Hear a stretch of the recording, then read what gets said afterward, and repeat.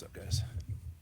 What did you like about Keon White, and how do you envision him fitting into your rotation? Yeah, you know what? He's coming out elite athlete. I mean, he's got great length, size, and speed.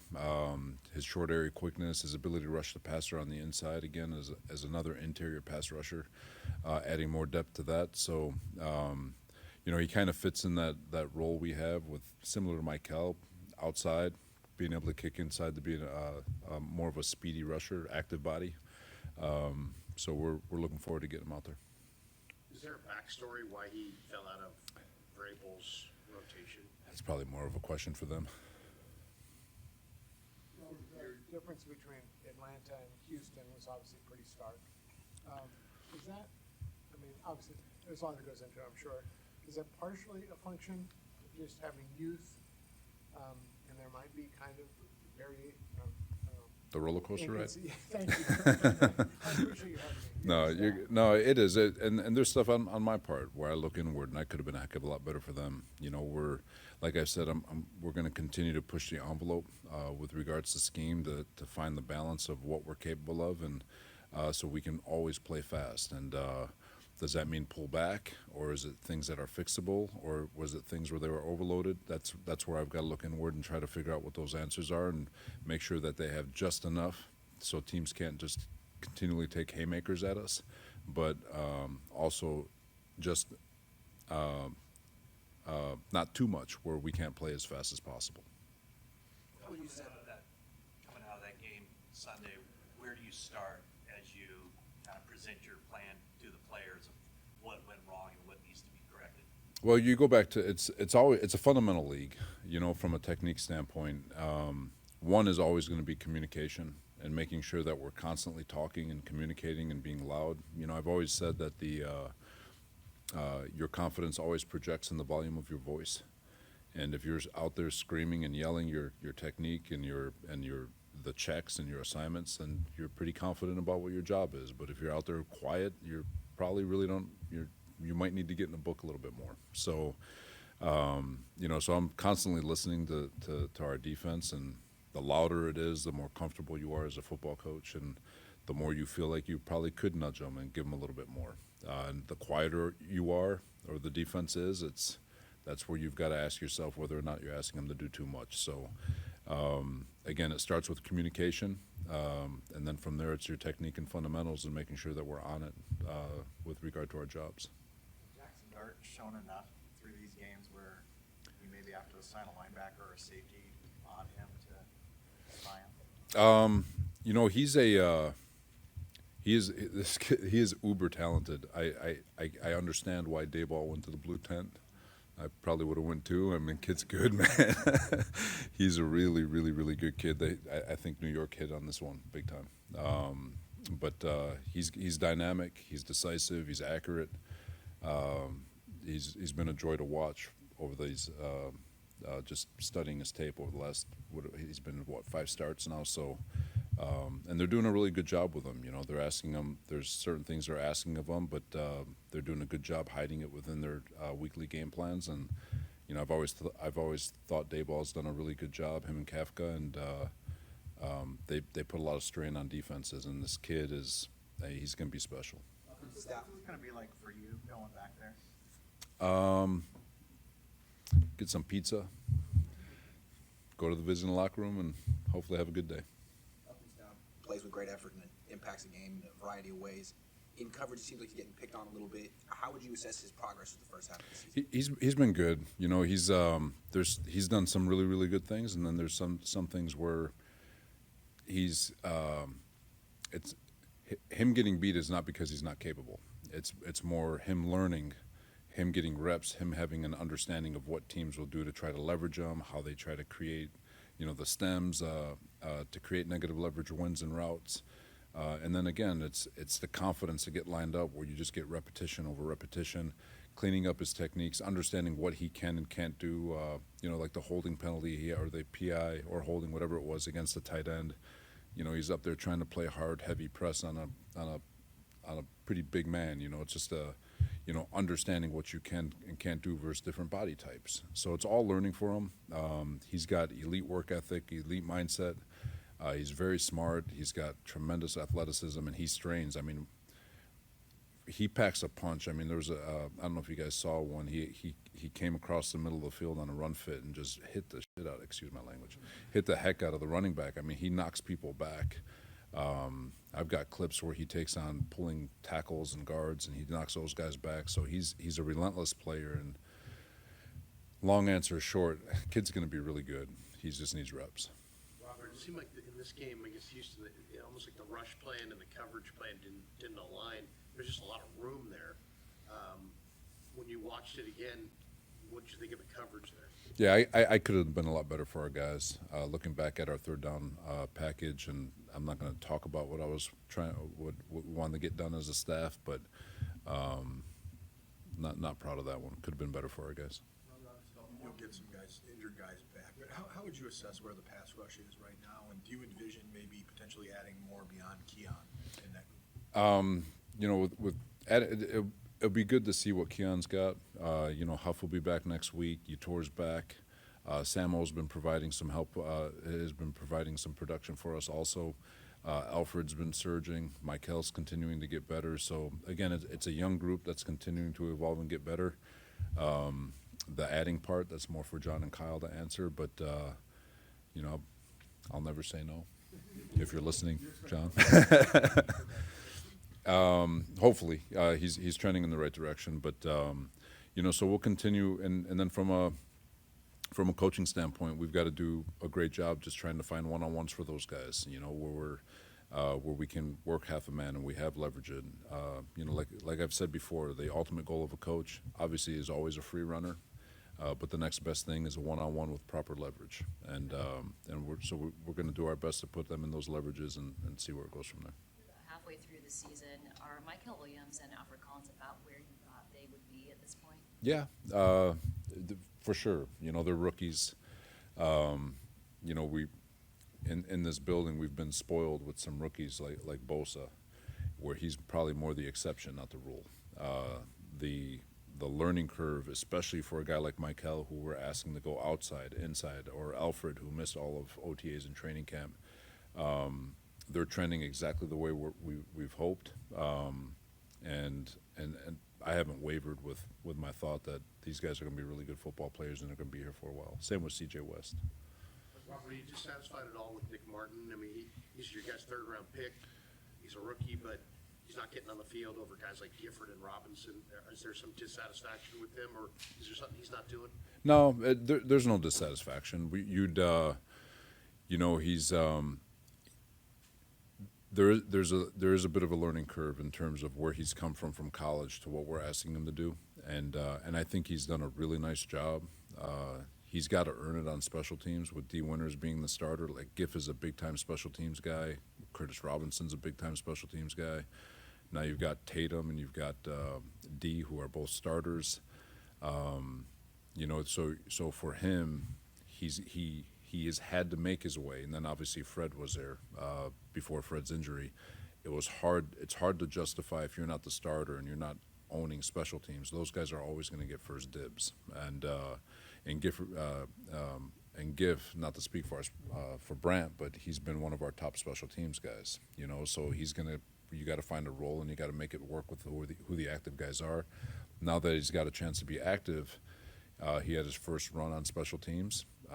Thought he did a really nice job, and he's going to get another run at it. But unless D gets hurt, God forbid that happens, because D's having a hell of a season, he's going to have to make his way on special teams this year. And if something happens to him, then he'll step in, and we'll see how it goes. Patient with the other rookies, letting them take their lumps and play. And so the opposite of that with Nick Martin, is that just a function of you being a former linebacker coach and having high standards with that position? Is it a different nature of that position? No, that's fair. I think it's more a testament to D. Winters. He's having a hell of a year. There's a couple things where I'm sure he'd want things back, but he does so many things that don't show on the stat sheet. With regards to his play demeanor, his communication, he's been vital for Tatum over these first couple of weeks. Just the communication with him. So D is an NFL starting linebacker, and so Nick is more of a victim of that than he is of what he's capable of. Last one. For the batch of rookies that were forced into some early playing time. How did you kind of help them along, maybe encourage them throughout this process as they're all kind of figuring out a lot of the key mistakes and trying to learn from it? You just got to do your best to teach. You know, you can get frustrated with some mistakes because you want them to be great or perfect all the time, but it never goes that way. But they have gotten better. You know, the cool thing about this group is it is very important to them. They are studying their butts off. They are seeking guidance from the other guys in the locker room, and like I said, they're getting a heck of a lot better than you look at a guy like Alfred from where he was to where he is now. Upton's gotten better. They're all taking strides, and you know, I don't think they need so much encouragement. They just I've always felt like a coach's the number one coach needs to make these young men feel like they can walk on water, and it's our job to make sure we always put them in position and show ultimate faith, especially in a world of negativity. When these young men walk in this building, they've got to believe that we have faith in them, and we do, because we picked them, and we believe in all of them. So you just got to be patient. You got to work with them, and if they're made of the right stuff and they're going about it the right way every single day, then you trust that they'll figure it out. Does it help that they have each other? Like, there's a lot of them. Yeah, no, it does. I think it for sure, because they, you know, when there's, I guess so, but I think it helps more that you got veterans in this building, on the D line like Kalia Davis and Jordan, and you shoot even Samo. So you've got great veterans there. You got veterans in the linebacker room. You've got veterans in the DB room to help guide along all these kids. Is this the same with your parenting style, Robert, or do you like to scream at your kids? So I'm more quiet, but my wife, whew, God bless her. All right. So who's playing quarterback in New Jersey on Sunday? Brock's getting better. I know that. You know, it's good. He's doing more this week. He's taking a few more reps, and you know, we gotta let the week play out and see how it goes. So. It's I'm not sure he's frustrated to some extent, but how is he kind of managing that? I'm sure he wants to be back out there. What's that been like? Yeah, it's very frustrating for him. Him and I were talking yesterday. It's an injury that's frustrating because it has its unpredictable nature to it about when things are going to flare up and kind of how it's going to react to things. But you know, he's been doing everything he can do. He's been patient, but it is frustrating for him. I know he wants to be out there. I know he's our quarterback, and he's our leader, and he wants to be out on the field with the guys. And but he's doing what he needs to do. He's being patient, and he's getting better, and we're getting him back into practice. So. How is he at putting that frustration kind of aside and being helpful for Mac? Oh, he's great. It doesn't affect that at all. You know, it's just like you would imagine. It's just personally, it's a frustrating situation. But he's a pro, and he's a leader, and he's helping our guys however he can. How do you go about, obviously he can't do all of the physical stuff, but how do you go about just making sure that when he does step on the field, you know, he's improved since the last time, just from everything from the non-physical standpoint?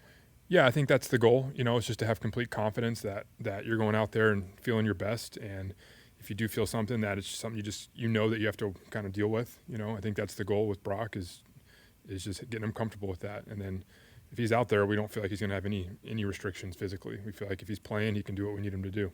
So. That's what I'm saying. It's like from the shoulder zone. How do you get him sharp, keep him sharp mentally, Yeah. and going through, knowing the offense and everything? Yeah, I think he's going to stay in it. He's been staying in it the whole time. You know, he hasn't missed anything from a mental perspective.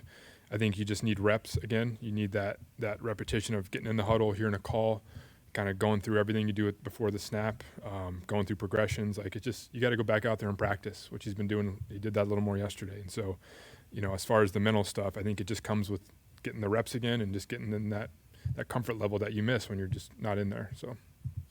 Jordan Watkins on the field for the first time, and he drops the first one that comes to him, then he makes a little catch later.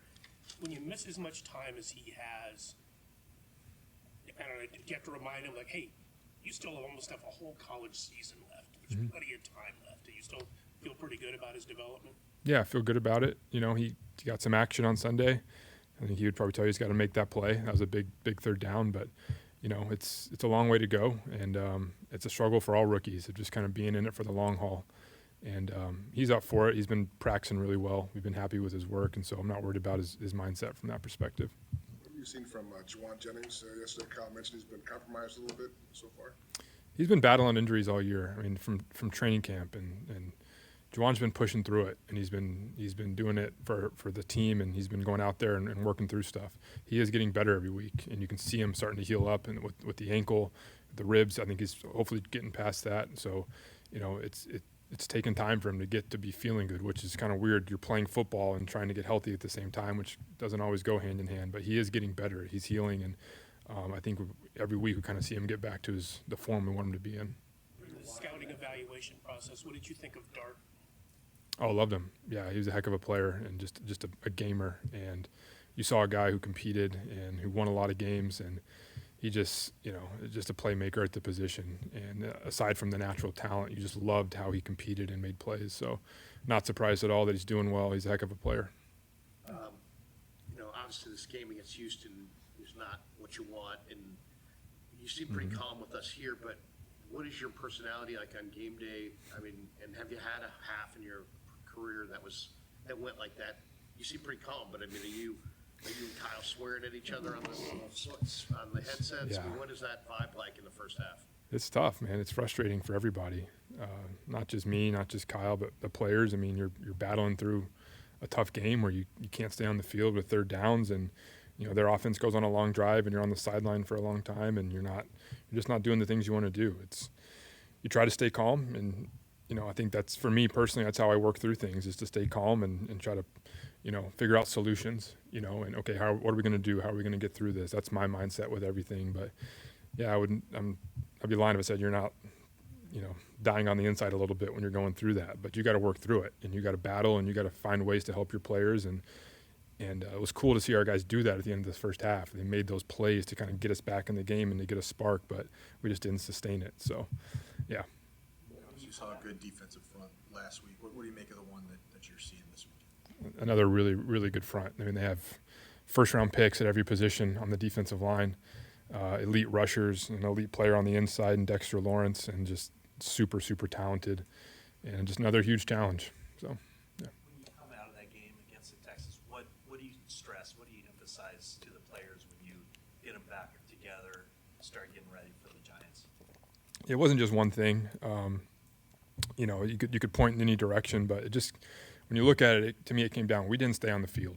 You know, we weren't able to help our defense by converting a third down in that first half, you know, and which would have allowed us to run the ball more. You know, yeah, we didn't run the ball enough, but we weren't on the field enough, you know.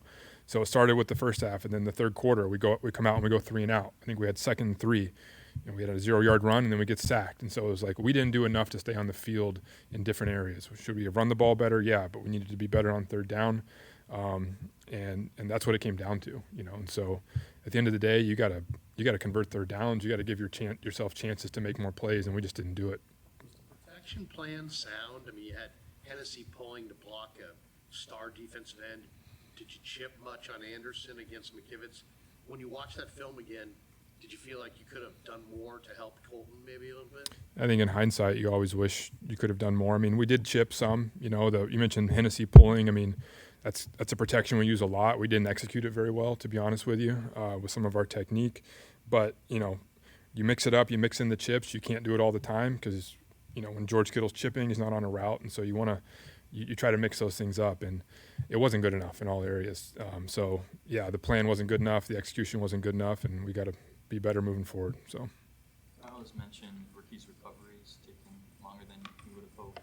Mhm. How is Ricky dealing with the day-to-day? Is he, I'm sure that's somewhat frustrating. yeah, it's like, I mean, I talked to Ricky yesterday. He's doing good. His mind's in the right place, but he's frustrated. You know, I think kind of like Brock, he expected things to go quicker, but you don't really know. But Ricky's locked into his rehab. He's doing everything he can do to push himself to get ready to go. But, you know, like you'd imagine, it's hard for those guys, but he's handling it the right way, and he'll be ready when he's fully healed.